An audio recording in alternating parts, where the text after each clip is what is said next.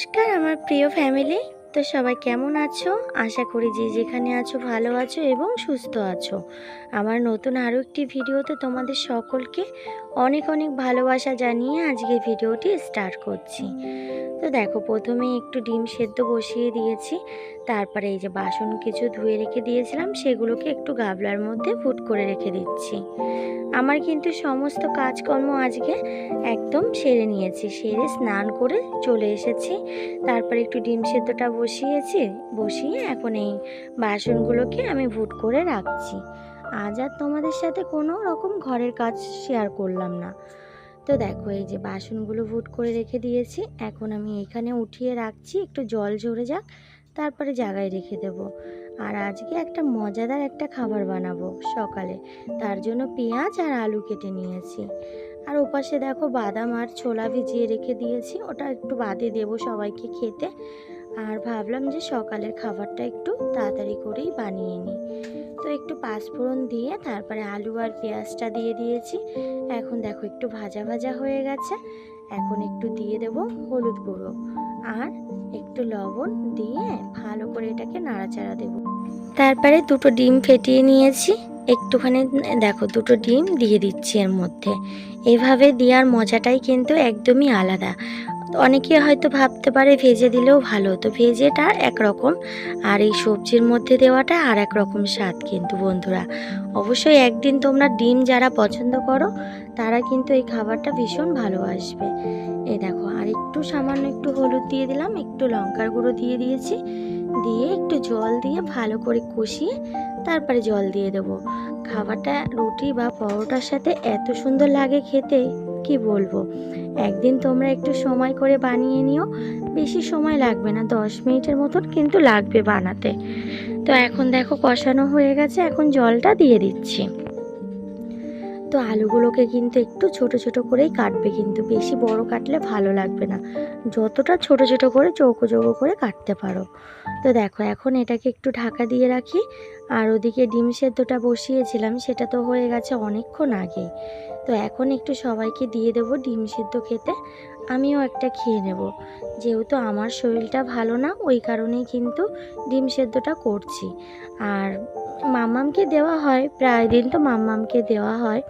তো আজকে আমি একা খাবো, তার জন্য কিন্তু আমি একা খাবো না বলেই আমি কিন্তু সবার জন্য একটা করে সেদ্ধ দিয়ে দিয়েছি। তারপরে দেখো একটু ছুরি দিয়ে মিডল থেকে কেটে নিচ্ছি, বা বেশ কেটে নিলে না খেতে বেশ ভালো লাগে। আর কামড়িয়ে কামড়িয়ে খেতে একটা অন্যরকম লাগে আস্ত ডিম। তারপরে উপর থেকে একটু বিট লবণ দিয়ে দিচ্ছি। বিট লবণটা আমি ঘরেই বানিয়ে নিয়েছিলাম। তো বিট লবণের একটা চাকা এনে ঘরে মিক্সচারে গুঁড়ো করে নিয়েছি, বেশ টেস্টি কিন্তু এই বিট লবণটা খেতে। তো দেখো এদিকেও কিন্তু এটা হয়ে আসলো, আর আমি এখন একটু ময়দাটা মেখে নিচ্ছি।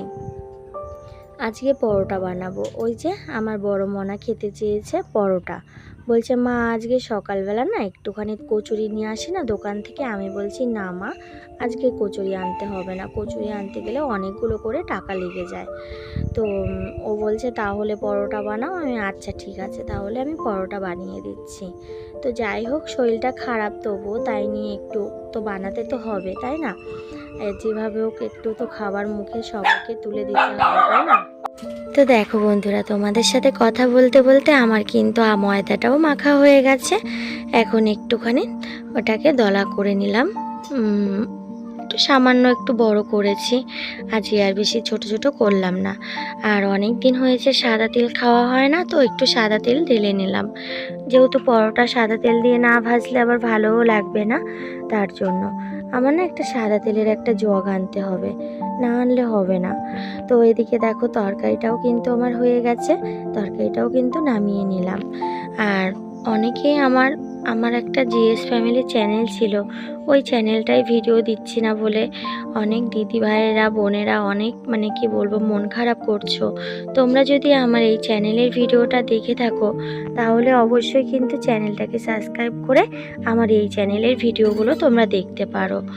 একদমই মন খারাপ করো না, আমি সবই দেখতে পাচ্ছি। তোমরা ওই চ্যানেলটাতে কমেন্ট করছো দিদিভাই ভিডিও দাও ভিডিও দাও। সত্যি কথা বলতে কি জানো তো, ওই চ্যানেলটায় না আর কাজ করতে ভালোই লাগছে না। তারপরে দেখো এই যে পরোটাগুলো কিন্তু আমার ভাজা হয়ে গেছে প্রায়। আর সত্যি কথা বলতে ফোনটা গরম হয়ে যায় তো সবটা কিন্তু শেয়ার করতে পারি না। ফোনটা আবার ঠান্ডা না হলে তারপরে কিন্তু আর ক্যামেরাটা অন হয় না। দেখেছো কতটা নরম হয়েছে পরোটাটা, কি সুন্দর নরম হয়েছে দেখো। তো চলো বন্ধুরা সবার জন্য গুছিয়ে নিই। আর দেখো একদম সুন্দর করে গুছিয়ে দিয়ে দিয়েছি। এটা তোমাদের দাদাভাইকে দিয়ে দিচ্ছি, তোমাদের দাদাভাই 3টের বেশি খেতে চায় না। আর এদিকে দেখো তারপরে খাওয়া দাওয়া করে একটু কাজে বসেছিলাম, তারপরে চলে এসেছি এখন রান্নার দিকে। আর দেখো চিংড়ি মাছ বের করে নিয়েছি, মাছের ডিম বের করে নিয়েছি, আর খোসা ছাড়িয়ে নিয়েছি কিছুটা, ওটা হচ্ছে মামামের জন্য রান্না করব। আর এদিকে দেখো চালটাও ভিজিয়ে রেখে দিয়েছিলাম, চালটাও কিন্তু বেশ ভিজে গেছে। আর এই যে একটু লঙ্কা আর একটু পেঁয়াজ কেটে নিয়েছি, আর কিছুটা ডাঁটা ছিল, সেই ডাঁটাগুলো কুমড়ো আলু দিয়ে ডাঁটা দিয়ে চিংড়ি মাছ দিয়ে করব তার জন্য। আর এই যে আলু আর কুমড়োটাও কিন্তু কেটে নিয়েছি। আর এদিকে দেখো তোমাদের দাদা ভাই আবার ওল শাক এনেছিল, তো ওল শাক দিয়ে একটু মাছের ডিম দিয়ে রান্না করব। যেহেতু একটু কাঁঠালের দানা দিয়ে রান্না করলে বেশ ভালো লাগে ওল শাকটা, তবে এখন তো আর কাঁঠালের দানা পাওয়া যাবে না, আর কয়দিন পরের থেকে পাওয়া যাবে। তো দেখো এখন একটু কড়াইতে তেল দিয়ে দিচ্ছি, ডিমগুলো কিছুটা ডিম একটু বড়া মতন ভেজে নিই, অনেকটাই ডিম রয়েছে তো তার জন্য। আর কিছুটা ওল শাকে দিয়ে দেবো ভেজে। তো দেখো একদম ছোট ছোট করে কিন্তু একটু শুধু লবণ আর একটু হলুদ দিয়েই কিন্তু ভেজে নিচ্ছি।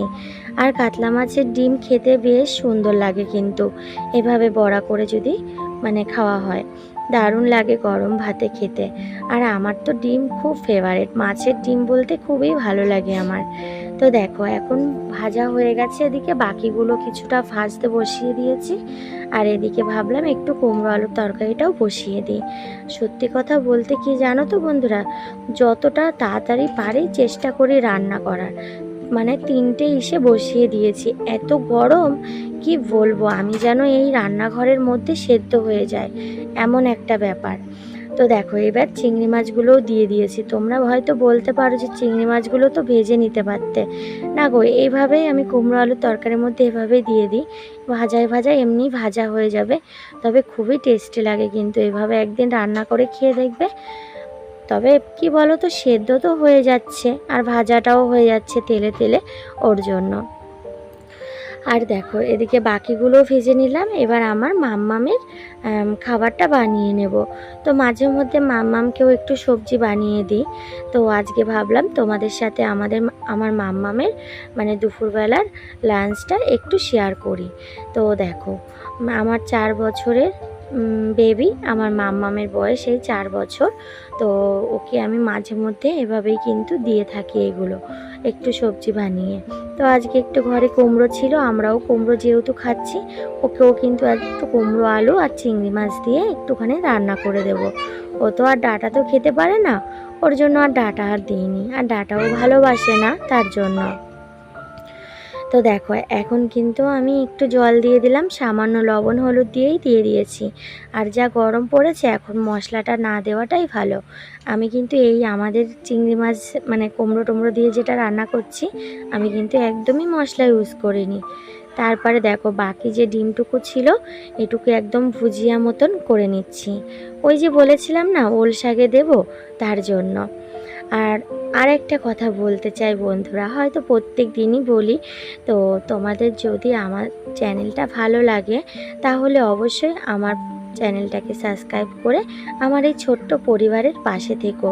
প্লিজ বন্ধুরা তোমরা পাশে থেকো যদি তোমাদের ভালো লেগে থাকে।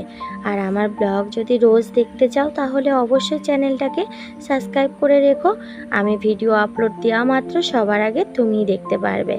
তো দেখো এখন কিন্তু আমি ওই একটু পেঁয়াজ ভেজে নিয়েছি, পেঁয়াজ আর লঙ্কা, তার মধ্যে আমি ওল শাকটা দিয়ে দিয়েছি, সেদ্ধ বসিয়ে দিয়েছিলাম ওল শাকটা, একটু সেদ্ধ করে না নিলে ভালো লাগে না। আর দেখো মাম্মামের জন্য ভাবলাম একটুখানি 2-4টে ডিম বড়া মতন যেগুলো করেছি ওগুলো একটু দিয়ে দিই, বেশ মাম্মা মতো ডিমটা বেশ খেতে ভালোবাসে ওর জন্য।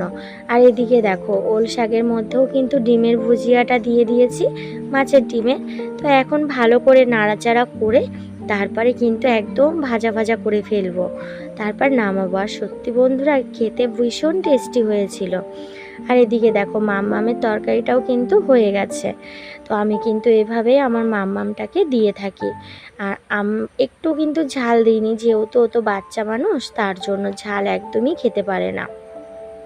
তো এটা কিন্তু 2 বছরের বেবিদেরও কিন্তু দিতে পারো। মানে আমি মাম্মামকে যখন মাম্মামের 1.5 বছর 2 বছর ছিল তখনও কিন্তু এভাবে মাম্মামকে দেওয়ার চেষ্টা করি মাঝে মধ্যে। তো দেখো এখন কিন্তু এটা আমি নামিয়ে নিয়েছি, বলেছিলাম না একদম ভাজা ভাজা করে নামাবো। দেখো খুব সুন্দর হয়েছিল খেতে, খুব সুন্দর।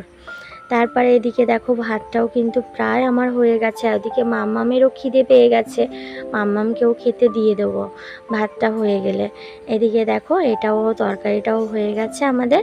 তো এটাও আমি এখন নামিয়ে নিচ্ছি। আর বন্ধুরা কুমড়ো আলু দিয়ে ডাঁটা দিয়ে চিংড়ি মাছ দিয়ে তরকারিটা বেশ সুন্দর লাগে। আর এখন দেখো আমার মাম্মাম সোনাকে খেতে দিয়ে দিচ্ছি দুপুরের লাঞ্চ। তো তোমাদের কাছে কি ভালো লেগেছে আমার মাম্মামের দুপুরের লাঞ্চটা? অবশ্যই কিন্তু তোমরা কমেন্ট করে জানিও। হয়তো এই ব্লগটা একটা করলে ভালো হতো, আমাদের কাজকর্ম রান্নাবান্না না দেখালেই ভালো হতো। আবার ভাবছি একটু দেখাই, ওর জন্য কিন্তু দেখিয়েছি, ঠিক আছে। তো দেখো এখন আমি মাম্মামকে এই যে খাইয়ে দিচ্ছি। আর আমি পুরো স্নান করে গেছি, আবার আমাকে স্নান করতে হবে। মানে কি বলবো, আমার নাইটিটা দেখেই বুঝতে পারছো এতটা পরিমাণ ভিজে গেছে ঘেমে, বলার মতন না। প্রচুর গরম, টিনের ঘরে এত গরম কি বলবো। সন্ধ্যের দিকে ভীষণ ঠান্ডা জানো তো, আবার দিনের বেলা একদমই থাকা যায় না। তো চলো আমি মাম্মামকে এখন একটু খাইয়ে দিই, তারপর তোমাদের দাদাভাইও স্নান করতে গেছে, স্নান করে চলে আসলে দাদাভাইকেও খেতে দিয়ে দেবো। আর সত্যি কথা বলতে আমি একটু গুছিয়ে গাছিয়ে দিতে ভীষণ ভালোবাসি। তো দেখো এদিকে তোমাদের দাদা ভাইয়ের জন্য গুছিয়ে নিচ্ছি, আর আমার জন্য আর বড় মনার জন্যও গুছিয়ে নেব। তো চলো বন্ধুরা ভিডিওটি কেমন লাগলো জানিও কিন্তু, ঠিক আছে।